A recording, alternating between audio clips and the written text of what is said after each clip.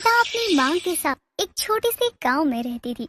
सीता हर रोज पूजा किया करती और अपने काम में बड़ी फुर्तीली भी थी। ऐसे ही एक दिन सीता और मालिनी एक साथ मंदिर से पूजा करके लौट रही थी।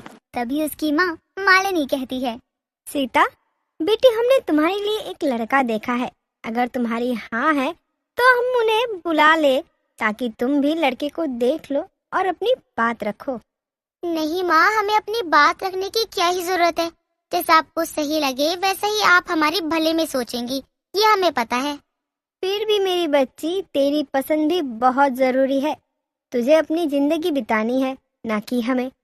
ठीक है, हम उन्हें बुला ही लेते हैं ताकि तू एक बार मिलकर बात कर ले। माँ, आप हमें ये बताएंगी कि आपने उनको देखा है या नहीं। अगर आपको पसंद है तो हमें भी पसंद है। हमें आपकी पसंद पर पूरा भरोसा है। अच्छा ठीक है, फिर मैं उनसे बात करके शादी की बात को पक्की करवाती हूँ। चरण स्पर्श चाची जी, कैसी हो आप? और आपकी तबीयत तो ठीक है ना? अरे मेरी बिटिया, जीती रह, खुश रह, तुझे तेरा मनपसंद जीवन साथी मिले। अरे बस बस चाची, एक साथ कितना आशीर्वाद देंगे आप? हमें तो बस यही आशीर्वाद दीजिए कि हमारे घर वाले खुश रहे। हम तो बस यही चाहते हैं कि माता रानी हमारे घर वालों को कभी भी दुख दर्द ना दे। अरे रे, खुद के बारे में भी सोच ले ताकि तेरा भी भला हो जाए पागल। हमारा भला सोचने वाली तो माता रानी है ना। वैसे भी आप बड़ों का आशीर्वाद होते हुए हमारे साथ क्या ही बुरा हो सकता है। हाँ बस, बहुत बातें हो गई, अब चले घर को भी, बहुत काम पड़ा है। और हाँ शकुंतला जी, हमारी सीता को देखने के लिए कुछ लोग आ रहे हैं। वक्त मिले तो आप भी आ जाना ताकि लड़के को आप देखो और अपनी राय बताओ कि कैसा है हमारी सीता के लिए वो लड़का। अरे चिंता मत कीजिए बहन जी, हमारी सीता को राम जैसा ही पति मिलेगा। जैसे देखने में हमारी सीता है, भला उसे कौन ही मना करेगा। मैं आ जाऊंगी वक्त पर। दोनों माँ बेटी अपने घर की तरफ चली जाती हैं। अगली सुबह लड़के वाले आते हैं और रिश्ता पक्का करके चले जाते हैं। तभी मालिनी सीता से कहती है, देख सीता, तुझे तो पूजा पाठ करने की आदत है। तुझे पता है तेरे ससुराल में और एक भगवान है, और वो कौन है? हाँ माँ, हमें पता है कि हमारा पति ही परमेश्वर होगा, इसीलिए वही हमारे भगवान होंगे। यही कहना चाहती हो ना आप? अरे नहीं, तेरा पति कैसे तेरा भगवान हो सकता है? वो मुआ तो ना जाने कहाँ कहाँ घूमता होगा, अपने दोस्तों के साथ काम पर रहेगा और रात को सिर्फ 8 घंटे ही बिताएगा, वो भी सोकर। तो फिर माँ, हमारे पति हमारे देवता नहीं है तो कौन है? हमने तो सुना है कि भला है बुरा है, लेकिन पति ही हमारा देवता है। ऐसा कुछ नहीं है। तेरा भगवान तेरी सास है, जो हर वक्त तेरे साथ रहेगी, तेरा साथ देगी, कभी तेरे पति को तेरे खिलाफ भड़काएगी। इसीलिए अपनी सास को अपना भगवान बना ले, पति तो तेरा ही रहेगा। ठीक है माँ, आप जैसा कहोगे हम वैसा ही करेंगे। मालिनी सीता को सब कुछ सिखा देती है।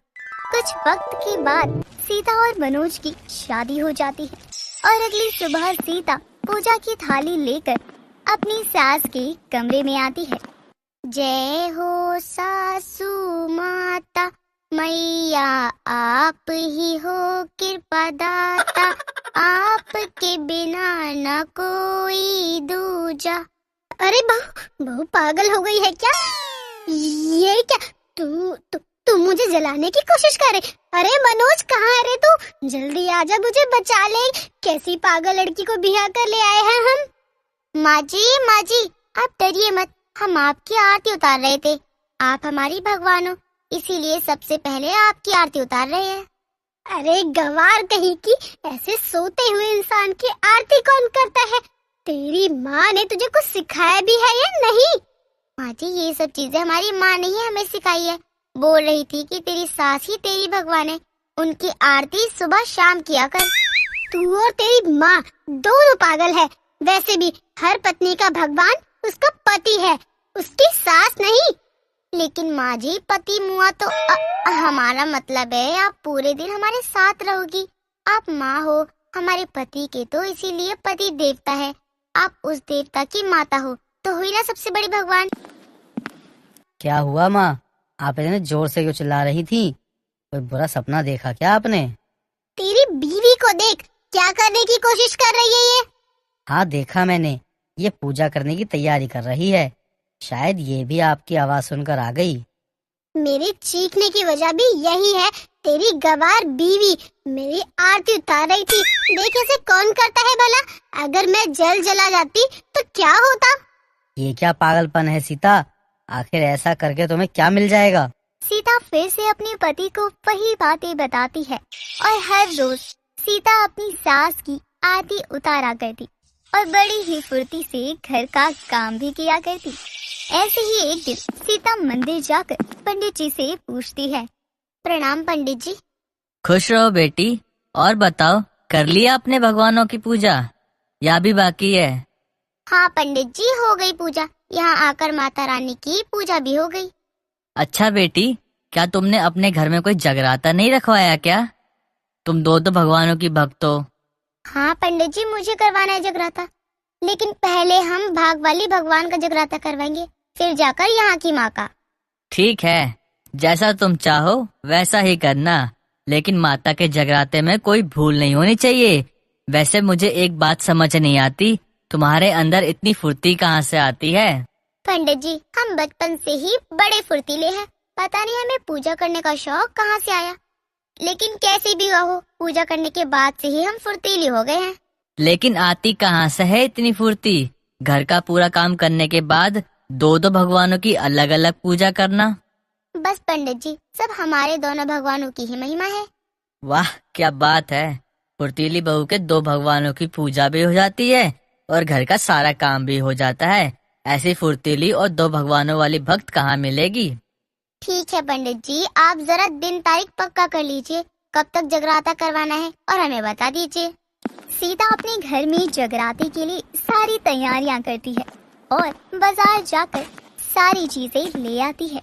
अपनी माँ और शकुंतला को भी न्योता देते हुए अपने घर को वापस आती और अपने पति से कहती है, सुनिए जी, हम ना घर पर जगराता रखवा रहे हैं, हो सके तो आप भी अपने दोस्तों को बुला ले। हमने यहाँ के मोहल्ले वालों को तो न्योता दे दिया है और अपने मायके वालों को भी बुला लिया है। अरे वाह, ये तो बड़ी खुशी की बात है। तुमने माँ को बताया कि तुमने क्या सोचा है? हाँ, वो हमारी भगवान है, इनको नहीं बताऊंगी तो किन्हें बताऊंगी। माँ जी ने तो हाँ कर दी है, अब हमें किसी बात की कोई चिंता नहीं है। अच्छा, तुम्हारे घर से कौन कौन आ रहे हैं और कब आ रहे हैं? क्या है ना, अगर जल्दी आएंगे तो हमारे लिए भी बहुत अच्छा रहेगा। घर में बहुत काम रहता है ना। अरे आप काम की चिंता क्यों करते हो? आपकी घर की फुर्तीली बहू है ना, जो हर काम को बड़े आराम से और फटाफट कर लेगी। वैसे भी अब आप मेरे साथ जगराते के कामों में मदद कीजिए। अगली सुबह मनोज और सीता जगराते की तैयारी कर ही रहे होते हैं। तभी सीता की माँ और पड़ोसन चाची आती है और उन्हें देखकर कामिनी कहती है, अरे बहन जी, आपने अपनी बेटी को क्या सिखाकर भेजा है? ये तो मेरे पीछे ही पड़ गई, सुबह शाम मेरी पूजा किया करती है, आरती उतारती है, कभी कभी तो सोई हुई रहती हूँ तो शंख और घंटी बजाकर मेरी पूजा करती है। मैंने इसे नहीं कहा था कि अपनी सास की पूजा करे। मैंने तो बस इतना कहा था, अपनी सास को भगवान समझ ले, लेकिन सब बेकार हो गया। आपको पता भी है, आपके उस ज्ञान की वजह से मेरा जीना दुश्वार हो गया है। मेरे ना चाहते हुए भी अब मुझे भगवानों से दूर रहना पड़ता है। आप ही बताइए, करूँ तो क्या करूँ मैं? सासू माँ जी, क्या अब हम अंदर चले? आपसे कुछ काम है जो कि बहुत ही जरूरी है। चलिए चलिए। लेकिन बेटी, उन्हें कहाँ लेकर जा रही है? माँ, सासू माँ को तैयार भी करना है। सभी भक्तों का आने का समय हो चुका है। अगर भगवान ही आसन पर नहीं रहेंगे तो जगराता कैसे होगा? क्या? आसन पर बैठना है?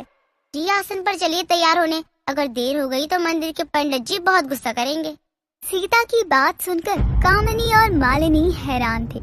कुछ देर बाद सीता अपनी सास को भगवान के आसन में बिठाकर उनकी पूजा करती है और सभी लोग कामिनी को भगवान के आसन में देखकर हैरान थे।